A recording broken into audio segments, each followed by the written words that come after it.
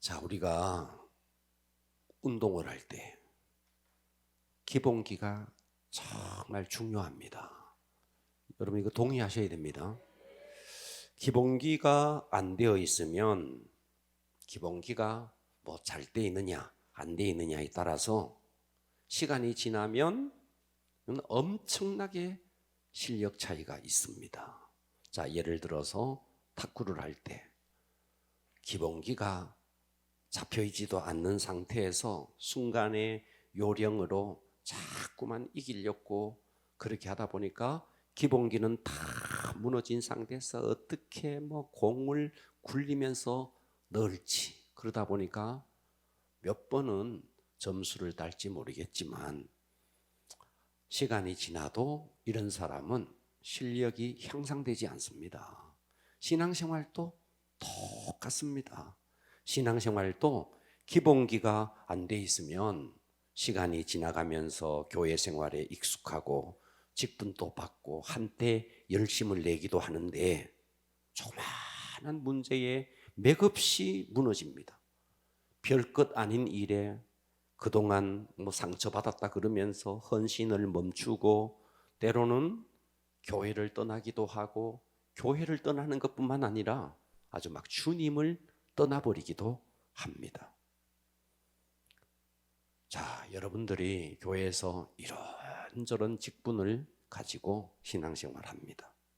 그런데 세상에 나가서 직장에서 사회에서 예수 믿는다 그러면서도 지탄의 대상이 될 때가 참 많습니다. 신앙의 기본기가 안 돼 있습니다. 그러니까 어떠냐 하니까 신앙생활을 10년을 해도 20년을 해도 언제나 초짜예요. 초보 신앙에 머물러 있는 거예요. 집중하셔야 됩니다. 조그마한 문제에 울그락불그락 끓이고 헌신이고 직분이고 다 던져버리는 거예요. 이런 경우들이 너무너무 많습니다. 그러니까 계속 뭐에 매여 있느냐니까 자기 감정에 매여 있는 거예요. 신앙이 자기 감정에 매여 있는 거예요. 그러니까 어때요? 20년을 해도 늘 제자리 걸음을 하는 거예요. 여러분 20년이 되면 20살 아닙니까? 대학생이에요. 세상으로는 1살짜리와 대학생이 지적 수준이 같겠느냐고요. 체력이 같겠느냐고요. 세상은 그렇게, 세상 공부는 그렇게 대학생과 초등학생이 정말 천참 이렇게 어마어마하게 천지 차이인데 교회는요 20년이 지나도 1년 지난 사람이나 똑같은 거예요. 이게 기본기가 안 돼 있는 거예요. 기본기가. 오늘 그 기본을 한번 이야기해 보려고 합니다. 여러분 마지막 때가 될수록 자 누가복음 18장 8절에 이렇게 말했어요. 인자가 올 때에 세상에서 믿음을 보겠느냐. 여기서 인자가 올 때라는 말은 주님이 재림할 때라는 거예요. 그러니까 말세 때라는 거죠. 말세 때에 진정한 믿음을 보기가 어렵다. 그러니까 주님이 오실 때 주님은 어디에 관심이 있느냐? 믿음에 관심이 있다는 거예요.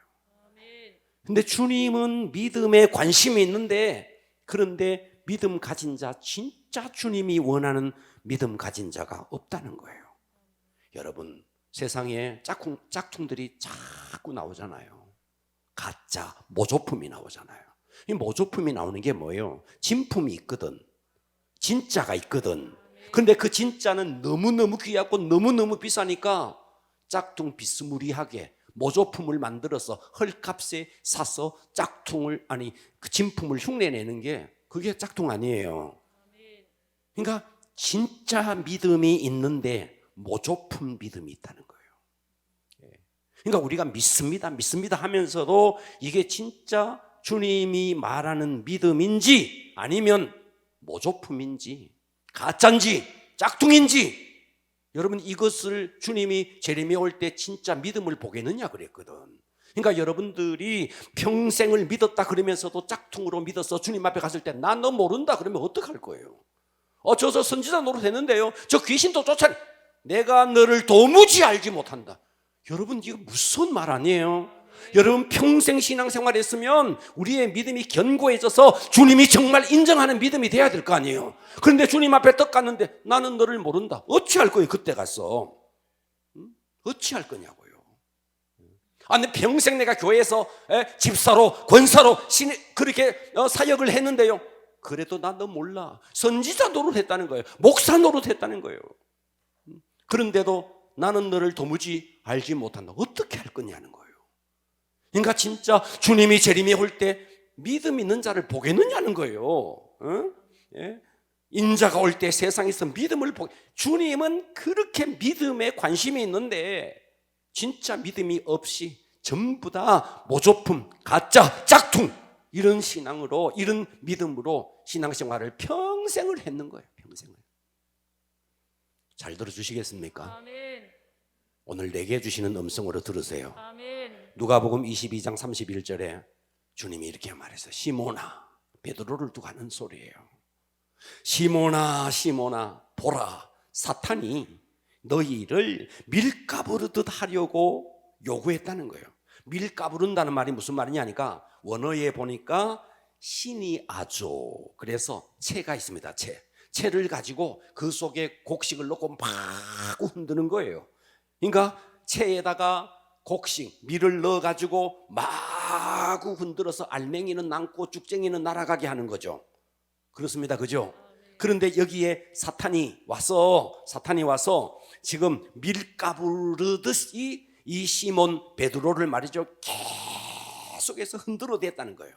그러니까 우리는 알고 있죠. 베드로가 3번씩이나 주님 앞에 주님을 부인하고 배신했다는 거 잘 알고 있죠. 그래서 디모데전서 4장 1절은 이렇게 말했어요. 그러나 성령이 밝히 말씀하시기를 후일에 어떤 사람이 믿음에서 떠나, 그러니까 믿음에서 떠나는 게 왜 떠나느냐, 미혹하는 영과 귀신의 가르침을 따르리라 하셨으니.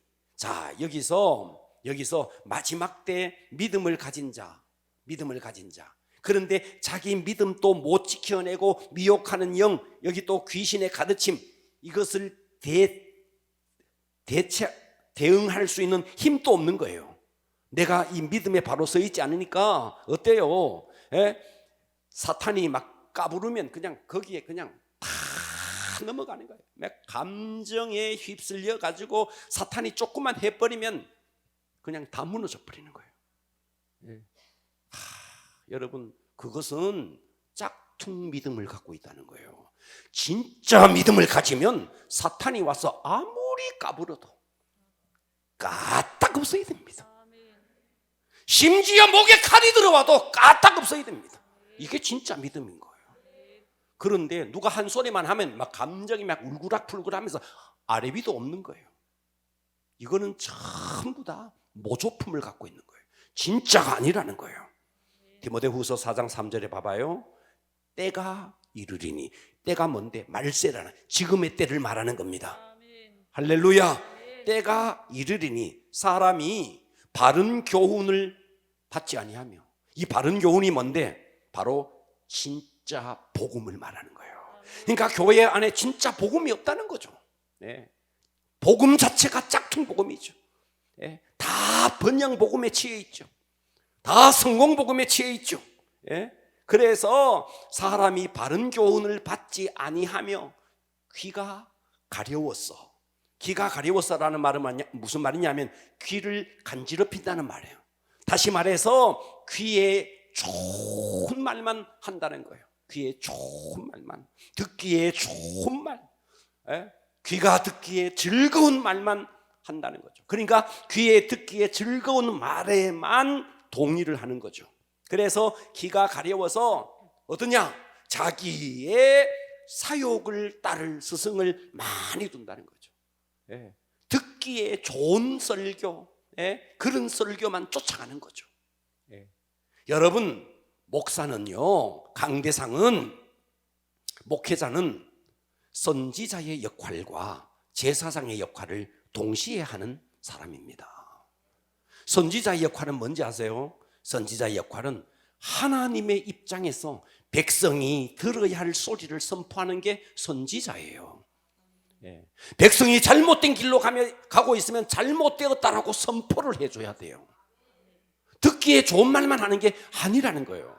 제사장은 뭐예요? 제사장은 백성의 그 허물, 백성의 죄를 하나님 앞에 나와서 그 죄를 해결해 주는 역할을 하는 사람이 제사장이죠. 그러니까 백성의 상처, 백성의 아픔, 백성의 고뇌, 이 부분을 신방을 가서 해결해 주는 역할을 신방을 가서 하는 이 역할이 목양인데, 이건 제사장의 역할이죠. 그러나 강대상에서는 제사장의 역할이 아닙니다. 강대상에서는 단호하게 하나님의 마음으로 백성이 들어야 할 소리를 선포해 줘야 되는 거예요. 이게 선지자라는 거예요. 그런데 강대상이 백성이 들어야 할 소리가 아니라 백성이 듣고 싶은 소리만 하는 거죠. 듣고 싶은 소리만. 예.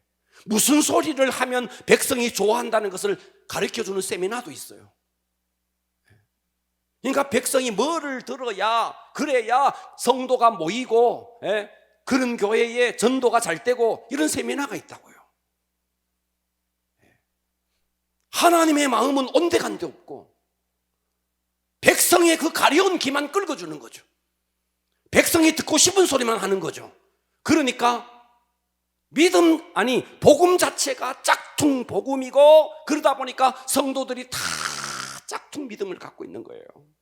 그래서 4절은 이렇게 말했어요. 또 그 귀를 진리에서 돌이켜. 그렇죠. 진짜 진리를 선포하는데 진리에서 귀를 돌이켜 본다는 거예요. 언제? 말세 때에. 그래서 허탄한 이야기를 따른다는 거예요. 허탄한 이야기를. 그 허탄한 이야기가 뭔데? 그저 내 귀에 좋은 소리만 하는 것만 따른다는 거죠. 예. 여러분, 유튜브를 들어도 정말 내 신앙을 정말 업시켜 줄 수 있는 그런 설교를 들어야 됩니다. 그런데 무슨 설교를 듣고 위로받을까, 이렇게만 하고 있다는 거죠. 그래서 오늘은 믿음이 필요한 이유, 따라서 합니다. 믿음이 필요한 이유. 제가 오늘 3가지를 이야기할 겁니다. 집중하시고 여러분들이 정말 오늘 하나님께서 바로 여러분 각자에게 정말 들어야 할 말씀을, 내가 듣고 싶은 설교가 아니고 하나님이 내가 들어야 할 말씀을 주시는구나, 이거를 확신하시고 이 말씀을 아멘으로 받기를 바랍니다.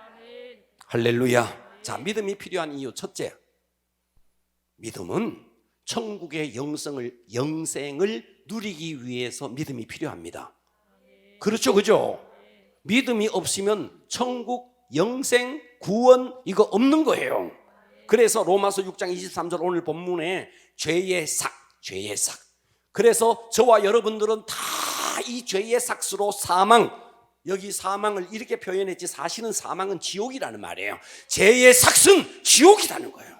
하나님의 은사가 무슨 말이냐면 하나님의 선물이라는 뜻이에요. 하나님의 선물은 그리스도 예수 우리 주 안에 있는 뭔데? 영생이라는 거예요. 할렐루야. 그러니까 여러분, 우리 신앙생활에서 정말 중요한 게 뭐냐? 내가 구원받아서 영생 얻는 겁니다. 여러분, 평생을 신앙생활 했는데 나 영생 못 얻었다, 구원 못 받았다, 이거 어떡할 거냐는 거예요. 짝퉁 믿음을 가지고 있다가 언젠가 주님의 앞에 갔을 때 나는 모른다 하면 어떻게 할 거냐 이 말이에요. 그래서 우리의 믿음의 제일 첫 번째가 뭔데? 영생을 얻는 겁니다.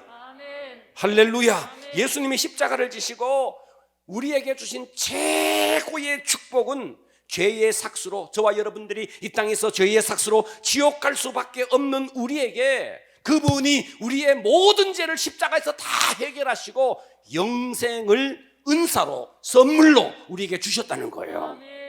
할렐루야. 여러분, 예수님이 십자가에 달렸을 때 좌편 우편에 십자가에 강도들이 달렸습니다.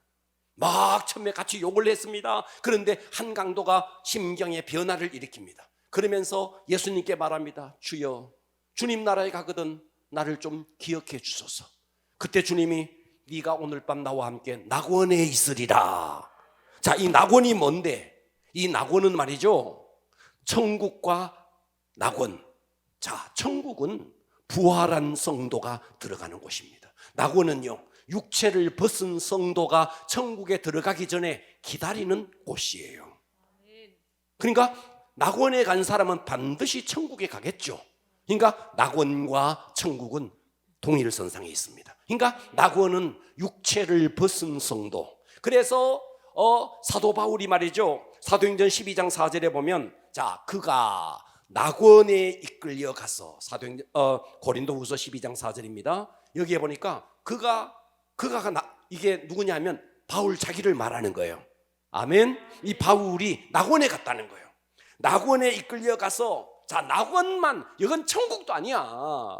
육체를 벗은 성도가 가 있는 낙원이에요. 낙원에 이끌려 가서 낙원을 봤는데, 자, 성경에는 이것을 삼층천이라고 말했어요. 낙원에 가서 봤는데, 낙원이 어떤 곳이냐?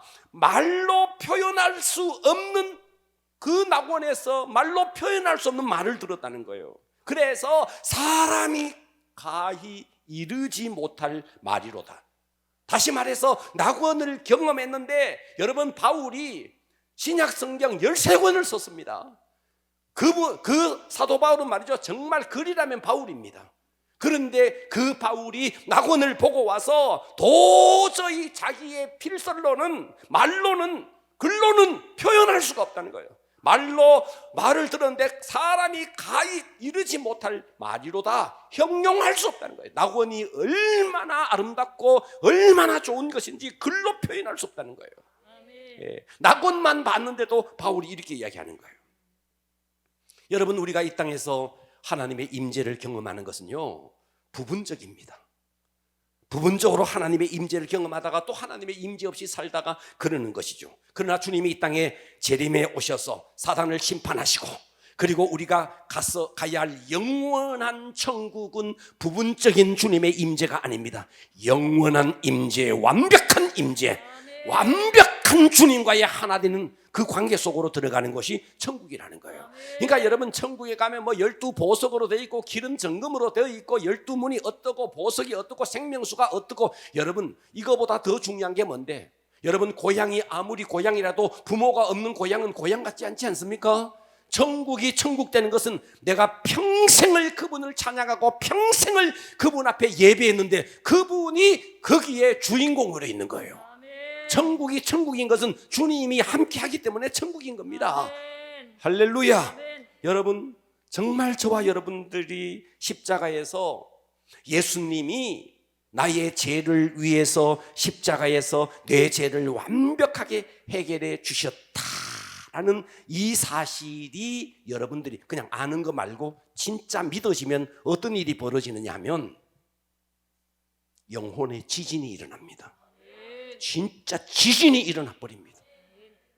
네, 진짜 이게 인생이 뒤집어져 버리는 거예요. 이게 진짜 믿어지면. 그래서 여러분들이 예수 믿고도 아직도 이런 것을 경험하지 못했다는 것은 여러분이 아직도 짝퉁 믿음일 수 있는 거예요. 네, 진짜 믿으면, 여러분, 바울은 장가도 안 가버렸어요. 정말 아예 장가도 안 가버렸어요. 진짜 믿어버리니까 그분을 위해서 인생을 그냥 던져버리는 거예요. 던져버리는 거예요. 네. 할렐루야. 문제는 내가 이 복음을 아느냐가 아니에요. 예수님이 십자가에 죽었다, 내가 그거 아느냐, 지적으로 아느냐, 이게 아니에요. 네가 이것을 진짜 믿느냐. 정말 믿으면 이 속에서부터 뭐가 올라오느냐? 감격이 올라와요. 감격이. 이 말로 할 수 없는 거예요. 정말 인생이 막 폭풍이 부는 거예요. 그러니까 여러분들이 지금까지 예수를 믿는다 그러면서도 그냥 습관에 의해서 교회를 나오고 습관에 의해서 예배를 드렸다는 것은 혹시 여러분 자신의 믿음을 의심해 보셔야 됩니다. 근데 짝퉁이 아닌가? 짝퉁이 아닌가?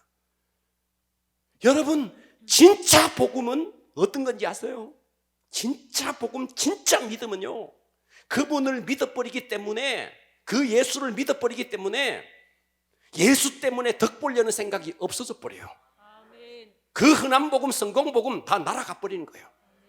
예수님이 십자가에 못 박히는 게 그저 고작 내 사업 하나 잘 되게 하기 위해서 십자가에 못 박혔겠느냐는 거예요. 예수님이 십자가에 못 박혔는 게 내 병 하나 낫게 하기 위해서 십자가에 못 박혔냐는 거예요. 예수님의 십자가의 수준이 그것밖에 안 되느냐는 거예요. 십자가가 그 정도밖에 안 되느냐는 거예요. 십자가는 영원한 복음, 영원한 생명을 우리에게 주는 거예요. 하나님이 세상을 이처럼 사랑하사 독생자를 주셨으니 이는 그를 믿는 자마다 멸망하지 않고 영생을 얻는다. 이 말 자체가 여러분, 이 영원한 영생이 인류를 향한 하나님의 사랑의 극치입니다. 극치. 그런데 그 영원한 복음을 그저 예수 믿어서 장사 잘 되고 예수 믿어서 병 낫고 그 정도의 수준이 있겠느냐 이 말이에요. 영생이, 우리는 영생, 구원, 그러니까 그냥 말이죠, 저 어디 마트에 가가지고 뭐 하나 사는 것 그 정도도 못하게 생각하는 거죠. 여러분, 구원과 영생이 정말 여러분이 믿어지면 인생의 지진이 일어나고 더 이상 다른 게 안 보여요. 그것밖에 안 보이는 거예요. 인생을 던질 수 있는 거예요. 그게 진짜 믿음인 것입니다. 그래서 여러분들이 인류의 역사 사건 속에서 지금까지 수없는 일들이 일어났습니다. 수없는 일들이 일어났지만 지상 최대의 사건은 주님이 십자가를 진 사건입니다. 콜럼버스가 신대륙 발견한 거 아니에요. 산업혁명 일어나는 거 아닙니다. 르네상스 일어난 거 아닙니다. 지리산 발견한 거 아닙니다. 여러분이 세계 일주한 거 아니에요.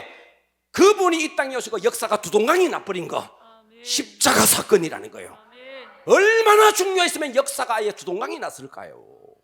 그런데 여러분들이 역사가 두동강이 날 만큼 인생의 일생일대의 가장 중요한 사건인 이 십자가를 믿는다 그러면서도 내게 감격이 없다, 짝퉁이다는 거예요. 미쳐버리는 거예요. 이게 진짜 믿어버리면 미치는 거예요. 그래서 예수님이 나를 위해서 십자가에 죽었다는 것이 진정 사실이면 그분을 위해서 생명을 내어놓지 않는 것은 다 가짜인 거예요. 가짜인 거예요. 진짜는 그분을 위해서 목숨을 내놓을 수 있는 거예요. 할렐루야. 십자가의 사건은 그만큼 귀한 것입니다. 할렐루야. 여러분, 자, 상상을 한번 해보세요. 우리가 여러분과 똑같이 사하라 사막을 가고 있습니다. 사하라 사막을 횡단하고 있어요. 그런데 다 물이 떨어져서 목이 말라, 목이 다 미칠 지경인 거예요. 미칠 지경인 거예요.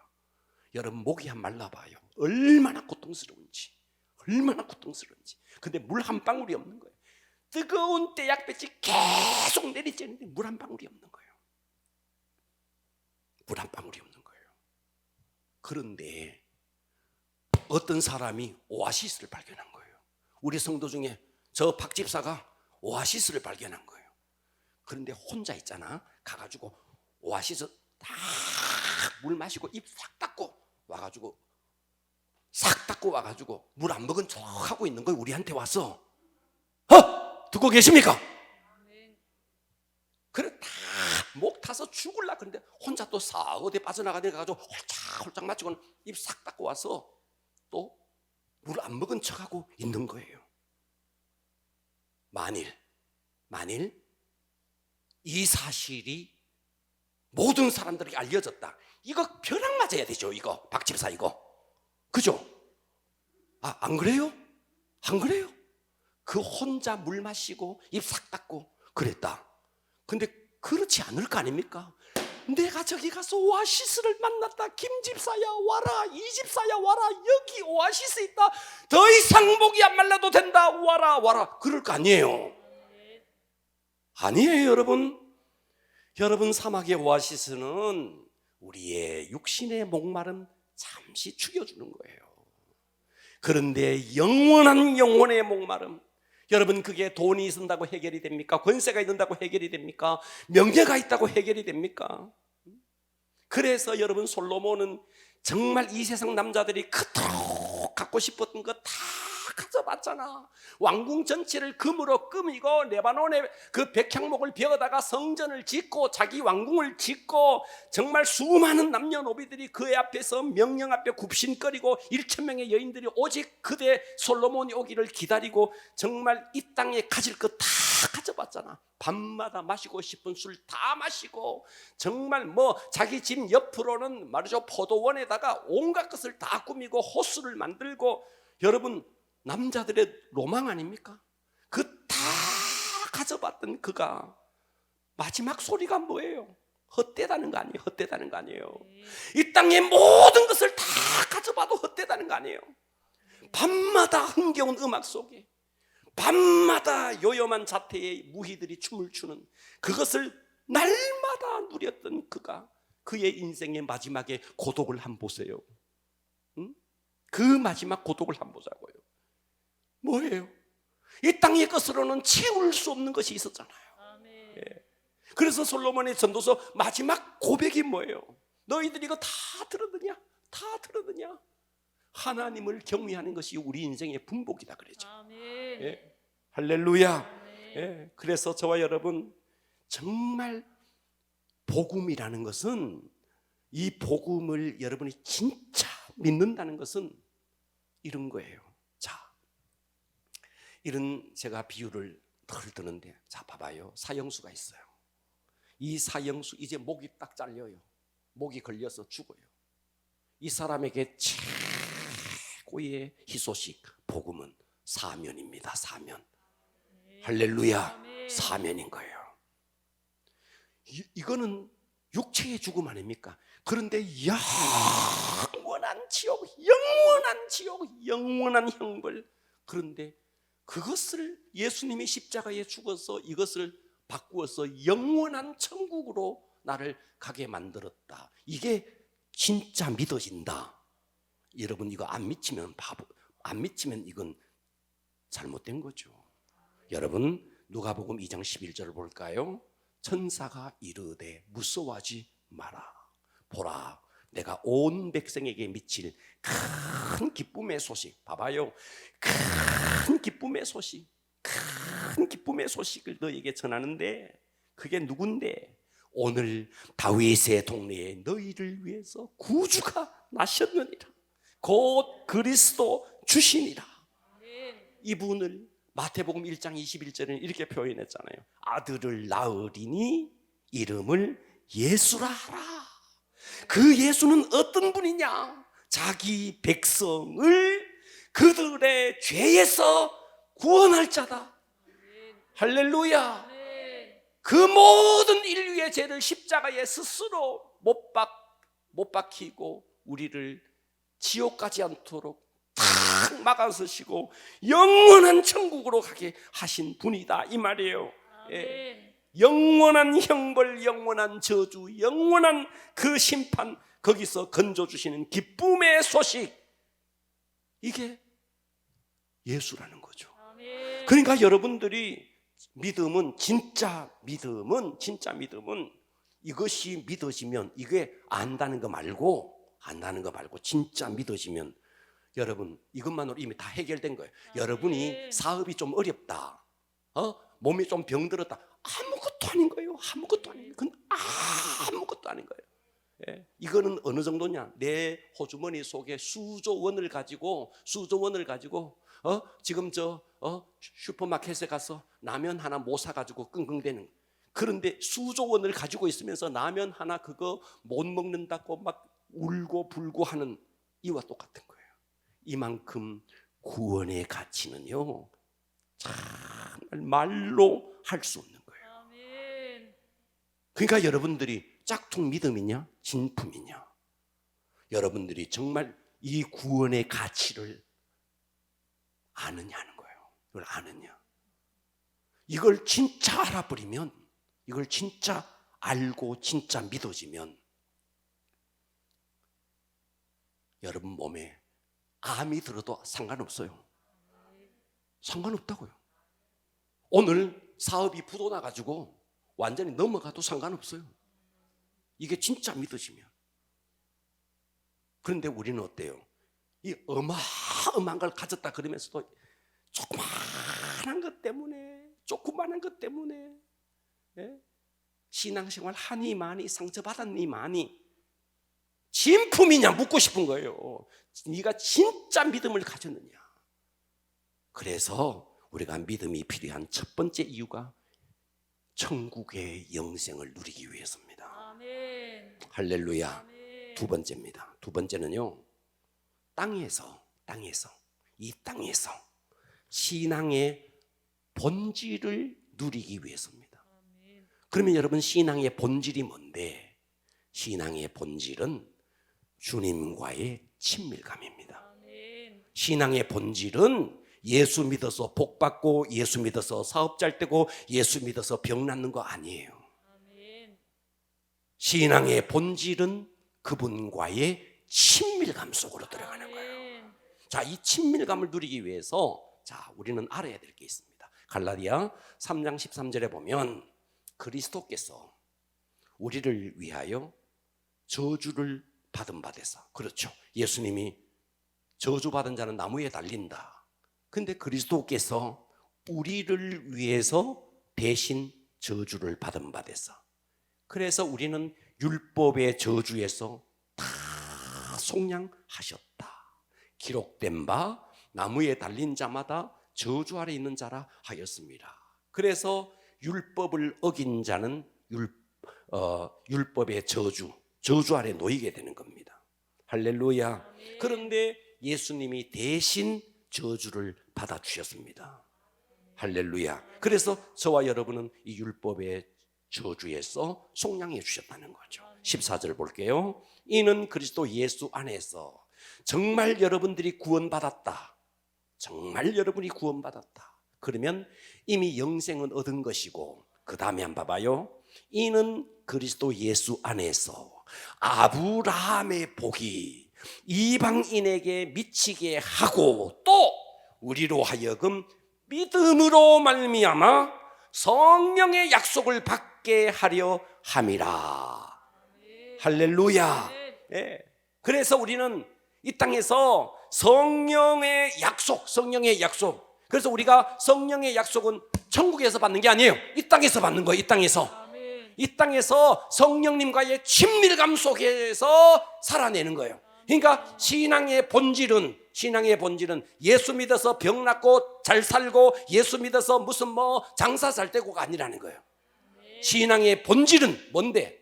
내가 사랑하는 그 주님과의 친밀감 속에, 날마다 임재 속에 살아가는 겁니다. 자, 그래서 신앙의 본질은 하나님과의 친밀감이다. 그래서 신앙은요, 어떠냐? 신앙의 본질은 하나님 그분이 너무 좋아서 하나님을 알고 싶어지고, 하나님 그분이 너무 좋아서 그분을 사랑하게 되고, 하나님 그분이 너무 좋아서 날마다 그분의 얼굴을 구하게 되는 거예요. 여러분, 새벽에 나와서 기도하는 게 그저 장사 잘 되게 해달라고, 사업 잘 되고 해달라고가 아니라 그분을 너무 사랑해서 그분의 얼굴을 구하는 시간이 새벽 기도 시간이에요. 할렐루야. 그러니까 우리가 신앙의 본질 자체가 잘못된, 신앙생활에서 장사 잘 되는 게 아니라는 거예요. 신앙의 본질은 그분의 얼굴을 구하는 겁니다. 신앙의 본질은 그분을 더 사랑하는 겁니다. 할렐루야. 그러니까 우리는 어떠냐니까, 어쨌든 예수 믿어서 뭘 내가 좀 덕보려고 하는 이런 생각을 갖고 있는 거죠. 본질이 빠져버린 거죠. 본질이, 신앙의 본질이 훼손된 거죠. 이것은 이사야 시대도 그랬고, 예레미야 시대도 그랬고, 예수님 시대도 그랬고, 지금 이 시대도 똑같아요. 이사야 시대도 그랬습니다. 이사야 시대 한번 볼게요. 자, 이사야서 1장 11절에 보니까 여호와께서 말씀하시되, 봐봐요. 너희의 무수한 재물이 내게 무슨 유익이 있느냐?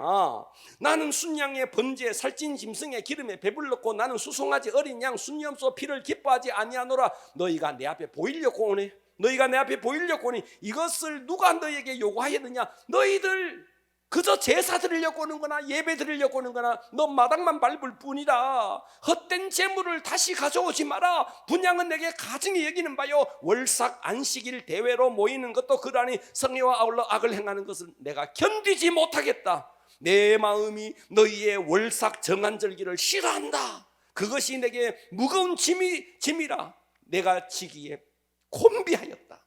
이들은요, 매일 성전에 와서 예배를 드렸다는 거예요. 예배, 월삭도 드리고 대회도 드리고 온갖 예물을 드려, 염소도 드리고, 여기 보니까 순염소도 드리고 수송아지도 드리고 어린 양도 드리고 그렇게 예배를 드렸다는 거예요. 그런데 이사야 1장 2절은 이렇게 말하죠. 하늘이여 들으라, 땅이여 귀를 기울이라. 여호와께서 말씀하신다. 뭐라고? 내가 자식을 양육하는데 그들이 나를 거역하였다. 소는 그 임자를 알고 나귀는 주인의 구유를 알건만은 이스라엘은 알지 못하고 나의 백성은 깨닫지 못한다 하였도다. 슬프다. 범죄한 나라요, 허물진 백성이요, 행악의 종자요, 행위가 부패한 자식이로다. 그들이 여호와를 버리며. 아니, 예배 드리는데요, 그런데 하나님은 여호와를 버렸다는 거예요. 여러분, 지금 예배 와서 이 자리에서 예배를 드린다고요. 그런데 마음속에서 본질이 떠나버렸다는 거예요. 예배 드려서 뭐 좀 잘 떼보려고 어떤 습관에 의해서 그렇게 예배 드린다는 거죠. 마음으로는 하나님을 떠나버렸다는 거죠. 그들이 여호와를 버리며 이스라엘의 거룩하신 이를 만홀히 여겨 멀리하고 물러갔도다. 아니, 예배를 드리는데요, 여러분처럼 지금 이렇게 예배를 드리는데요, 그런데 하나님은 너무 마음이 멀리 떠나갔다는 거예요. 주님은 지금 우리에게 예배를 드리느냐 드리지 않느냐 이걸 말하는 게 아니라는 거예요. 네 중심이 어떻게 되느냐 이걸 묻고 있는 거예요. 아멘. 그래서 교회는 어디에? 신앙의 본질, 복음의 본질 위에 서야 됩니다. 아멘. 우리의 신앙은 본질 위에 서야 됩니다. 그 본질이 뭔데? 주님과의 친밀감이라는 거예요. 아멘. 외형적인 갖추는 거, 외형으로 뭐 어떤 습관적으로 드리는 형식이 아니라는 것입니다. 아멘. 이것은 예레미야 시대도 그랬고 바울 시대도 그랬어요. 다 모조품만 있는 거예요. 진짜 믿음이 아닌 모조품 믿음, 짝퉁 믿음만 갖고 있는 거예요. 여러분, 짝퉁 믿음 중에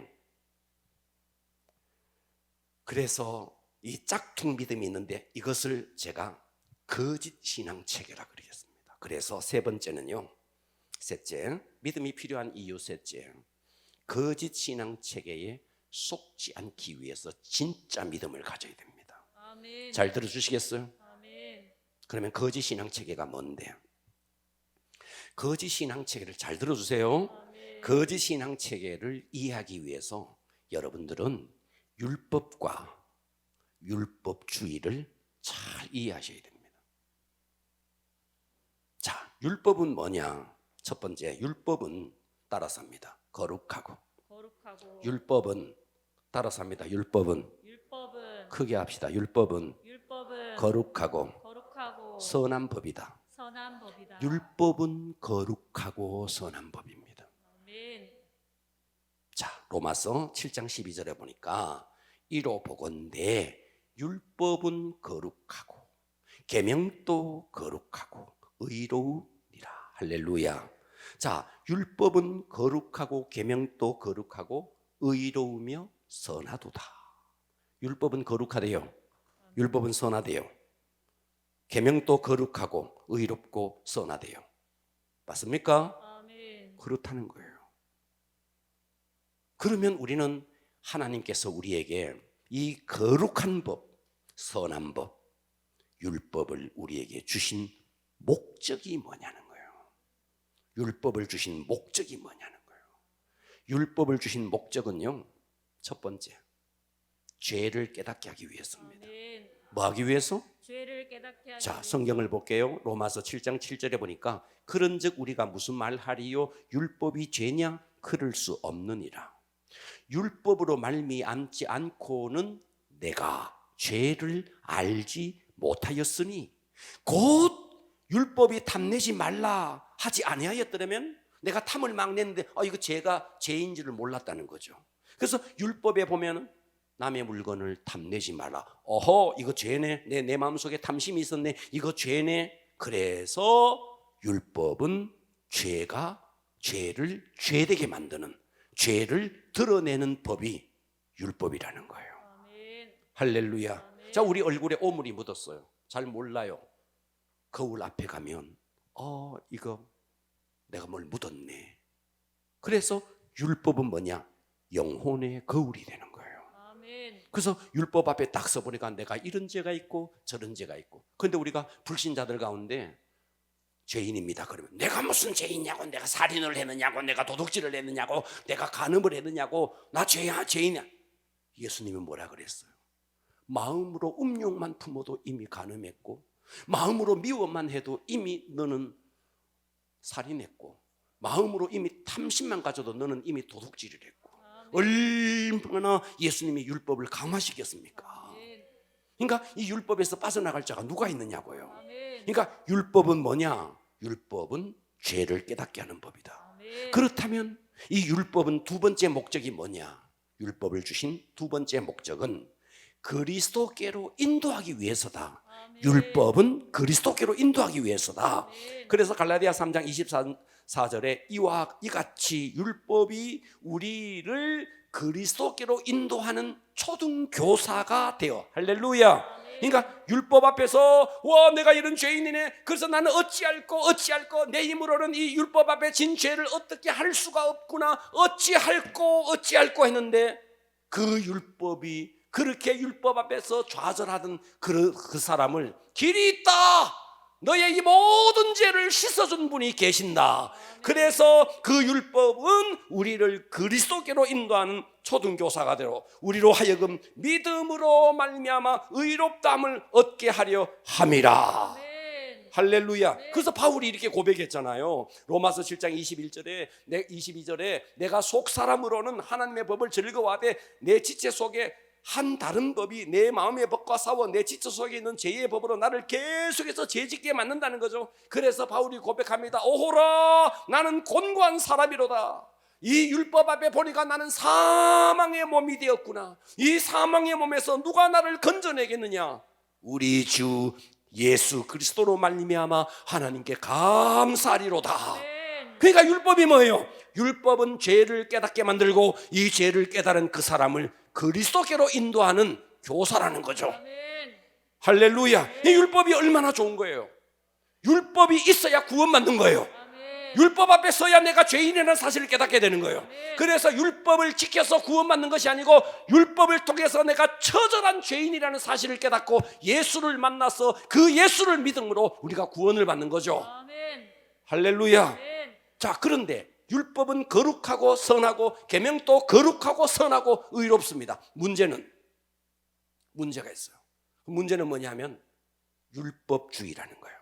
그래서 두 번째는요, 율법주의는 거짓 신앙체계라는 거예요.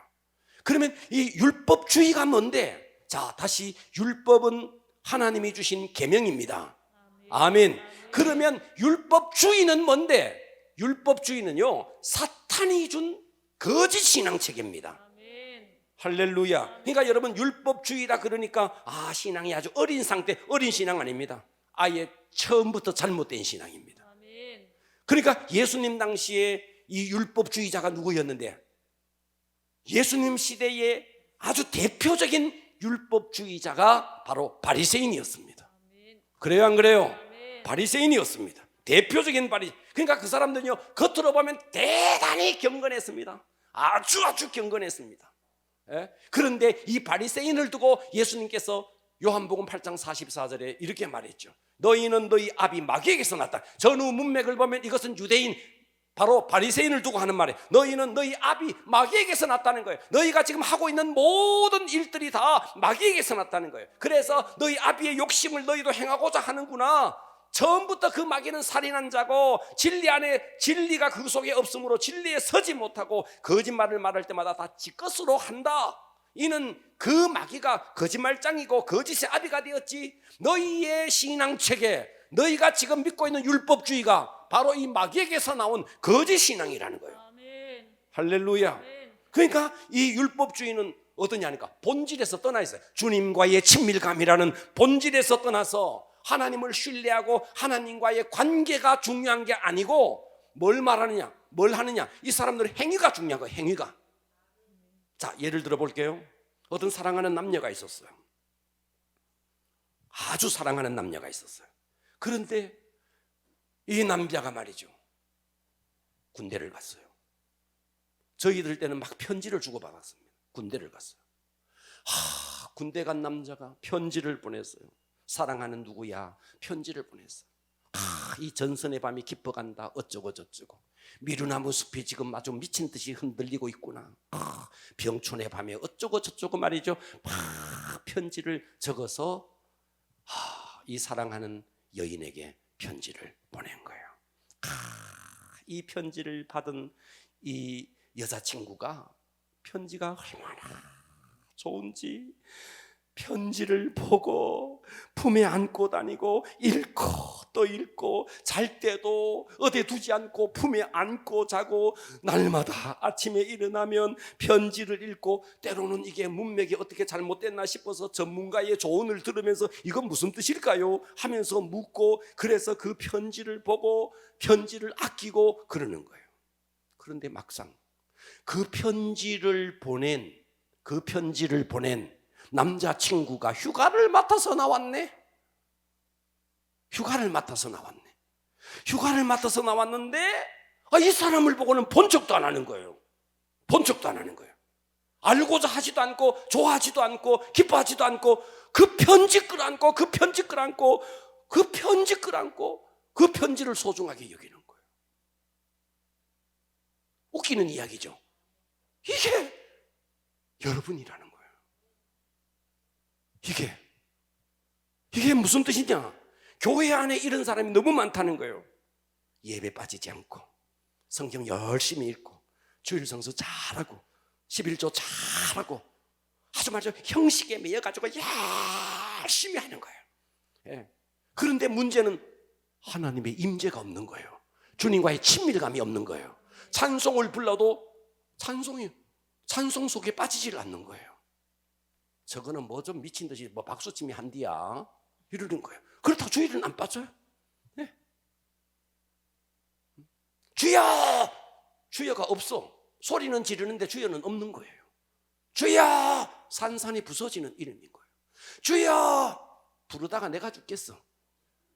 주님이 없는 거예요. 당신이 부르는 주님에게 주님이 없는 거예요. 주님이 실제로 없는 거예요. 부르기는 불러, 성경도 읽어, 예배도 드려. 그런데 그 사람 속에 주님이 없는 거예요.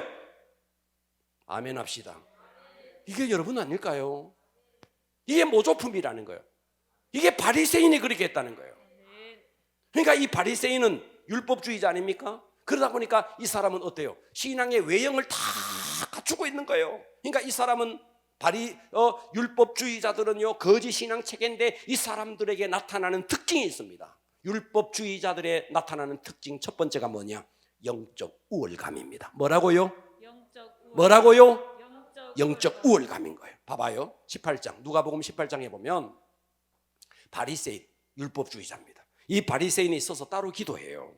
하나님이여 다른 사람들과 토색, 불의, 간음하는 자들과 나는 같지 않습니다. 이 세리와도 같지 않음을 감사합니다. 나는 일주일에 2번씩이나 금식합니다. 나는 소득의 11조를 드립니다.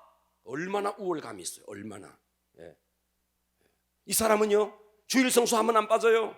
11조 철저히 내요. 새벽 기도도 잘 나와요. 교사해요. 봉사해요. 주방 봉사 다 해요. 그래서 이 사람은요 무슨 권사는 교회 왜 저렇게 빠진디야? 저 사람은 왜 예배에 맨날 저렇게 한디야? 주님 감사합니다. 내가 저 권사 같지 않음을 감사합니다. 여러분들이 만일 누구와 비교하면서 저렇게 직분 가진 사람이 저렇게 신앙생활 해서 돼? 하는 이런 식의 형태의 여러분의 고백이 있다면 여러분이 바로 율법주의자입니다. 얼마든지 그럴 수 있다는 거예요. 그래서 두 번째 특징이 뭐냐? 이 율법주의자의 두 번째 특징은요 종교 행위를 중시합니다. 그래서 예배를 소중하게 해요. 11조도 잘 드려요. 봉사도 잘하고 때로는 금식도 하고 적어도 1년에 성경 1독은 해요. 그럴지라도 남들의 헌신, 남들의 어떤 모습을 보면서 자기의 행위가 의가 돼버린 거예요. 행위가 의가 되는 거죠. 행위가. 듣고 계십니까? 자기가 의가 되어 있는 거죠. 그러면서 이 사람은 주님과의 친밀감이 없는 거예요. 찬양 속에 주님이 없는 거예요. 기도 자리에 온다니까요. 그런데 기도를 해도 주님과의 친밀감이 없는 거예요. 네트워크 속에 주님이 딱 잡혀야 되는데 찬양을 탁 하면 그 찬양의 음률과 곡조 속에 주님이 탁 잡혀야 되는데 찬양은 해요. 그런데 주님이 없는 거예요. 이게 율법주의라는 거예요. 여러분, 십자가는 플러스 아닙니까? 플러스. 그러면서도 또 마이너스도 있어요. 마이너스. 플러스이면서도 마이너스도 있어요. 여러분, 십자가는 주님 앞에 탁 나오면 생명은 플러스 됩니다. 사망은 마이너스 됩니다. 죄 용서는 플러스 됩니다. 심판은 마이너스 됩니다. 생명이 풍성하면 플러스 됩니다. 고독은 마이너스 됩니다. 축복은 플러스 됩니다. 저주는 마이너스 됩니다. 수고한 무거운 짐은 다 날아갑니다. 십자가 앞에 오면 그렇습니다. 여러분, 일본에 이건 실제로 있었던 이야기입니다. 일본에 어떤 스님이 있었는데 주지 스님입니다. 주지 스님. 이 주지 스님이 있었는데 일본의 어떤 한 전도자가 이 주지 스님을 만나서 복음을 전한 거예요. 복음을 전했는데 복음을 전하면서 이 전도자가 이렇게 이야기했습니다. 스님, 예수 믿으면 죽어도 끝이 아닙니다. 영원한 생명을 얻습니다. 스님, 예수 믿으면 평생에 지었던 죄가 다 사함받습니다. 스님, 당신이 예수를 믿으면 전폭적으로 전인적인 건강을 얻습니다. 스님, 예수 믿으면 가난 저주 다 날아갑니다. 축복을 받습니다. 당신이 꿈꾸는 것 십자가 안에 다 있습니다. 그동안 수고하며 무거운 모든 짐을 십자가 앞에 내려놓을 수 있습니다. 이렇게 이제 전도를 했어요. 그랬더니 이 스님이 그 전도자의 이야기를 다 듣더니 이렇게 이야기하는 거예요. 당신네들이 전도하는 복음이라고 말하는 복음의 내용이 이런 것이요. 예, 그렇습니다. 그때 스님이 겨울이었는데 스님들 쓰고 있는 잿빛 모자, 빵 모자가 있어요. 빵 모자를 확 이것을 뿌리치면서 무릎을 탁 치면서 이렇게 말했어요. 당신네들이 전하는 복음이라는 게 진짜 그것이요. 예. 스님이 이렇게 말했어요. 그게 진짜면 이것을 안 믿을 바보가 어디 있겠소? 이것을 안 믿을 바보가 어디 있겠소? 그동안 나에게 예수 믿으라고 전도하는 전도자들 많았는데 이 십자가의 복음을 제대로 전해주는 전도자가 아무도 없었어. 이것이 정말 사실이라면 이 복음을 안 믿을 천치 바보가 이 세상에 어디 있겠소? 나 그 예수 믿겠소. 그날로 이 사람이 이 전도자를 따라서 교회에 나와서 회심했어요. 이 일본의 전도의 역사에 중요한 한 이야기가 있습니다. 여러분, 십자가 안에는 우리가 꿈에도 꾸지 못하는 엄청난 진리가 십자가 안에 있습니다. 천지를 창조하신 하나님의 사랑, 십자가의 대속, 할렐루야. 하나님이 주시는 그 평화, 그리스도의 보혈 안에 다 있는 겁니다. 네. 그러니까 여러분들이요, 십자가의 복음을 내가 어설프게 아는 거 말고 진짜 믿어버리면, 이걸 진짜 믿어버리면 영원한 영생을 누리게 되고 이 땅에서 주님과의 친밀감 속에 살아내면서 내가 구하지도 않는 그의 나라와 그의 의를 구하면 구하지도 않는 그 모든 것이 더하여 주시는 축복, 이것이 믿음 안에 있는 거예요. 그런데 우리는 영생도 무슨 친밀감도 다 집어 던져버리고 그저 예수 믿어서 알량한 성공복음, 번영복음에 취해서 그러려니 이게 바로 모조품 신앙, 가짜 신앙이라는 거죠. 저는 청년 시절에 정말 복음의 배경과는 전혀 상관없는 집에서 태어났고, 그리고 그 유년 시절을 그렇게 보냈죠. 저 어린 시절 저희 아버지는 왜 그렇게 제사를 많이 지내는지, 아들이라고 자다가 깨우면 누구 제사인지도 모르고 일어나서 제사를 지냈어요. 제사밥도 먹고 그랬어요. 그랬던 제가 청년 시절 제 나이 26살 진짜 복음을 만났어요. 진짜 복음을 만났어요. 20살부터 교회를 다녔지만 어쨌든 복음이 내 것이 안 됐어요. 교회를 다녔지만 안 됐어요. 그런데 26살 11월 달입니다. 진짜 이게 믿어지더라고요. 믿어지는 걸 어떻게 해? 어제까지 안 믿어지는데 오늘 그게 믿어지더라고요. 네. 놀랍죠. 어제와 똑같은 거리를 가는 거예요. 똑같은 거리를 가는 거예요. 그 똑같은 거리를 거리는데 복음을 받아들인 오늘과 복음이 내 것이 되지 않는 어제와는요, 거리가 다른 거예요. 다른 거예요. 부는 바람의 색깔이 다른 거예요. 다 달라져 버리더라고요. 이거 말로 할 수가 없다. 정말 인생에 지진이 일어나더라고요. 어떻게 살아야 되느냐고. 어떻게 이 복음 앞에 내 남은 인생을 살아야 되겠느냐고. 계속 그 질문을 하게 되시더라고요. 네. 여러분, 그러니까 우리는 모조품 신앙 말고, 모조품 믿음 말고, 진짜 믿음. 아멘. 아는 거 말고 진짜 믿느냐? 아멘. 진짜 믿느냐? 그러면 영혼의 지진이 일어납니다. 아멘. 정말 태풍이 일어납니다. 아멘. 여러분의 인생에 이 복음을 여러분 아는 거 말고 진짜 믿기를 바랍니다. 아멘. 영원한 영생. 할렐루야. 아멘. 그래서 믿음이 왜 필요하냐? 영원한 영생. 믿음이 왜 필요하냐?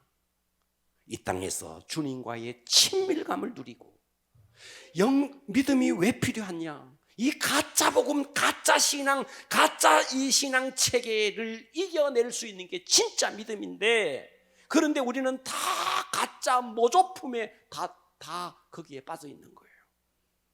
여러분, 믿음은 구원을 얻을 뿐만 아니라 이 땅의 모든 것을 동시에 누리게 하는 것입니다. 아멘. 사망에서 생명으로, 심판에서 죄 용서함으로, 저주에서 축복으로, 가난에서 부여로, 주님은 다 영적인 세계에서 이 모든 것을 다 이뤄놓으시고, 너 믿을래? 믿으면 영적인 세계의 이 모든 축복이 너에게로 온다. 그 통로가 믿음이다.